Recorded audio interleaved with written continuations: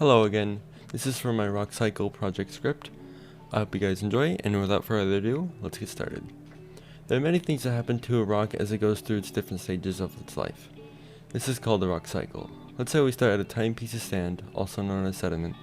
It is born from weathering and erosion from either a metamorphic rock, sedimentary rock, or an igneous rock. From there, the rock then turns into a sedimentary rock through compaction and cementation. An example of this is sandstone. It's formed from layers of sandy sediment that is compacted into sandstone.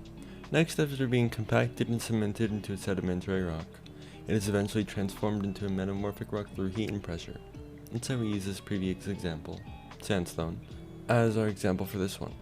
Sandstone can be transformed into quartzite when it is altered by heat and pressure. This process will recrystallize the sand grains in silica cement that binds them together. The result will be quartzite. Now that we have a metamorphic rock, the rock is ready to go to the next part of the cycle. The rock will then go through a process of melting to become magma. In our example, quartzite will be pressed down into the mantle and will melt. The quartzite from there will become part of the magma and will be ready to be uplifted. From here, our magma will cool down and turn into an igneous rock. The magma will then cool down and crystallize and become quartz. Quartz is an intrusive igneous rock.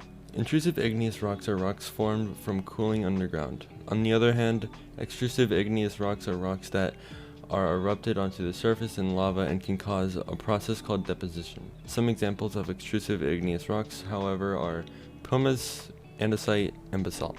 Now that we have an igneous rock, in our example, we'll have that igneous rock quartz go back to a metamorphic rock. This will happen through heat and pressure again. The intense heat and pressure of metamorphism will cause the quartz grains to compact and become tightly intergrown with each other. This will result in a very hard and dense quartzite.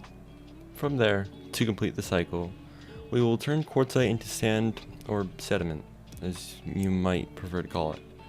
This will happen through a process of weathering and erosion. Not only that, the previous quartz that we had can also be turned into sediment through this process. The rock cycle is very vast and widespread. I hope that you guys enjoyed this video, and I hope you guys also have a good day.